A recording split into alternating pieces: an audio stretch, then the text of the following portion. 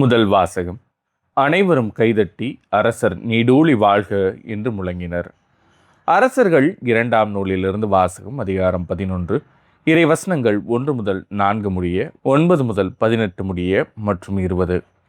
அந்நாள்களில் அகசியாவின் தாய் அத்தலியா தன் மகன் இறந்து விட்டதைக் கண்டு கிளர்ந்தெழுந்து அரச குடும்பத்தார் அனைவரையும் கொன்றாள். அரசன் யோராமின் மகளும் அகசியாவின் சகோதரியுமான யோசேபா அகசியாவின் மகன் யோவாசை தூக்கி கொண்டு போய் ஒளித்து வைத்தாள்.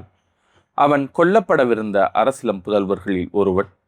அவனையும் அவன் செவிலி தாயையும் தனது பள்ளியறையினுள் அத்தலியாவின் பார்வையிலிருந்து யோசேபா மறைத்து வைத்தாள். எனவே அவன் உயிர் தப்பினான். அவன் 6 ஆண்டுகள் அவளோடு ஆண்டவரின் இல்லத்தில் தலைமறைவாயிருந்தான். அந்நாள்களில் அத்தலியாவே நாட்டை ஆண்டு வந்தாள். 7ஆம் ஆண்டில் அரச மேய்க்காப்பாளர், அரண்மனை காவலர் ஆகியோரின் 100 தலைவர்களை குரு யோயாதா வரவழைத்து ஆண்டவரின் இல்லத்திற்குள் கூட்டிச் சென்றார். அங்கு அவர் அவர்களோடு உடன்படிக்கை செய்து கொண்டார். அக்கோவிலில் அவர்களை ஆணையிடச் செய்து அரசனின் மகனை அவர்களுக்கு காட்டினார். குரு யோயாதா கட்டளையிட்டு கூறிய அனைத்தையும் 100 தலைவர்கள் செய்தனர். ஓய்வு நாளில் விடுப்பில் செல்வோர், பணி ஏற்போர் ஆகிய தங்கள் வீரர்கள் அனைவரையும் கூட்டிக் கொண்டு குரு யோயாதாவிடம் வந்தனர். அவர் ஆண்டவரின் இல்லத்தில் இருந்த தாவீது அரசரின் ஈட்டிகளையும் கேடயங்களையும் 100 தலைவர்களுக்கு எடுத்து கொடுத்தார். காவலர் கையில் படைகளும் தாங்கி திருக்கோவிலின் தென்புறம் தொடங்கி வடப்புறம் வரை பலிபீடத்தையும் திருக்கோவிலையும் அரசனையும் சூழ்ந்து நின்று கொண்டனர். பின்பு அவர் இளவரசனை வெளியே கூட்டி வந்து அவனுக்கு முடிசூட்டி உடன்படிக்கை சுருளை அளித்தார். இவ்வாறு அவன் திருப்பொழிவு பெற்று அரசனானான். அனைவரும் கைதட்டி அரசர் நீடூழி வாழ்க என்று முழங்கினர். மக்களும் காவலரும் எழுப்பிய ஒலியை அத்தலியா கேட்டு ஆண்டவரின் இல்லத்தில் கூடியிருந்த மக்களிடம் வந்தாள். மரபுக்கேற்ப அரசன் தூணருகில் நிற்பதையும் படை தலைவர்களும் எக்காலம் ஊதுபவர்களும் அவனருகில் இருப்பதையும் நாட்டின் எல்லா மக்களும் மகிழ்ச்சி கொண்டாடி எக்காலம் ஊதுவதையும் கண்டாள். உடனே அவள் தன் ஆடைகளை கிழித்து கொண்டு சதி சதி என்று கூக்குரலிட்டாள். அப்பொழுது குரு யோயாதா படைகளுக்கு பொறுப்பேற்றிருந்த 100 தலைவர்களை நோக்கி, படையணிகளுக்கு வெளியே அவளை கொண்டு செல்லுங்கள். அவளை எவனாவது பின்பற்றினால் அவனை வாளால் வெட்டி வீழ்த்துங்கள் என்று கட்டளையிட்டார். அவளை ஆண்டவரின் இல்லத்தினுள் கொல்லலாகாது என்று கூறியிருந்தார். எனவே அவர்கள் அரண்மனையின் குதிரை நுழைவாயிலை அவள் அடைந்த பொழுது அவளை பிடித்தனர். அங்கே அவள் கொல்லப்பட்டாள். பின்பு யோயாதா ஆண்டவர் ஒரு பக்கமும் அரசன் மக்கள் மறுபக்கமுமாக அவர்களிடையே உடன்படிக்கை செய்து வைத்தார். இதன் மூலம் அரசனும் மக்களும் ஆண்டவரின் மக்களாய் இருப்பதாக ஏற்றுக்கொண்டனர். அவ்வாறே அவர் அரசனுக்கும் மக்களுக்கும் இடையே உடன்படிக்கை செய்து வைத்தார். பிறகு நாட்டிலுள்ள மக்கள் எல்லாரும் பாகாலின் கோயிலுக்கு சென்று பலிபீடங்களையும் சிலைகளையும் தகர்த்தெறிந்தனர்.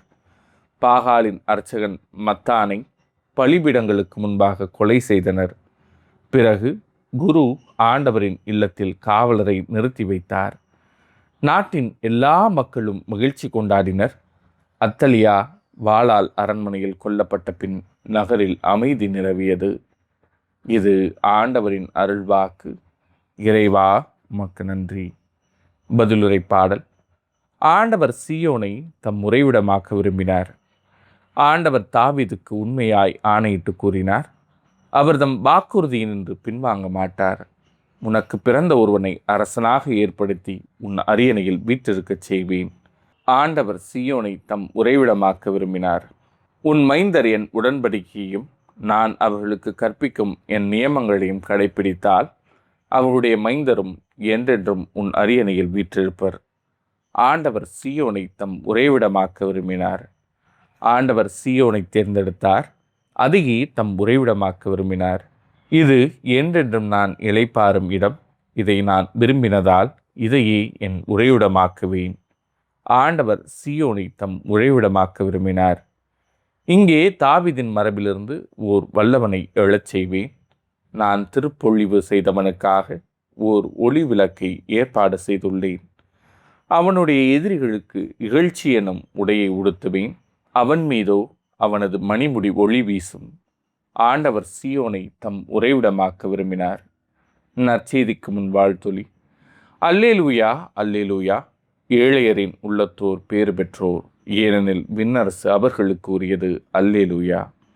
நற்செய்தி வாசகம். உங்கள் செல்வம் எங்கு உள்ளதோ அங்கே உங்கள் உள்ளமும் இருக்கும். மத்தேயு எழுதிய தூய நற்செய்தியிலிருந்து வாசகம். அதிகாரம் 6 இறைவசனங்கள் 19 முதல் 23 முடிய. அக்காலத்தில் இயேசு தம் சீடரை நோக்கி கூறியது, மண்ணுலகில் உங்களுக்கென செல்வத்தை சேமித்து வைக்க வேண்டாம். இங்கே பூச்சியும் துருவும் அழித்துவிடும், திருடரும் அதை கன்னமிட்டு திருடுவர். ஆனால் விண்ணுலகில் உங்கள் செல்வத்தை சேமித்து வையுங்கள். அங்கே பூச்சியோ துருவோ அழிப்பதில்லை, திருடரும் கன்னமிட்டு திருடுவதில்லை. உங்கள் செல்வம் எங்கு உள்ளதோ அங்கே உங்கள் உள்ளமும் இருக்கும். கண் தான் உடலுக்கு விளக்கு. கண் நலமாயிருந்தால் உங்கள் உடல் முழுவதும் ஒளி பெற்றிருக்கும். அது கெட்டு போனால் உங்கள் உடல் முழுவதும் இருளாயிருக்கும். ஆக உங்களுக்கு ஒளி தர வேண்டியது இருளாயிருந்தால் இருள் எப்படி இருக்கும்? இது ஆண்டவரின் அருள்வாக்கு. கிறிஸ்துவே உமக்கு புகழ்.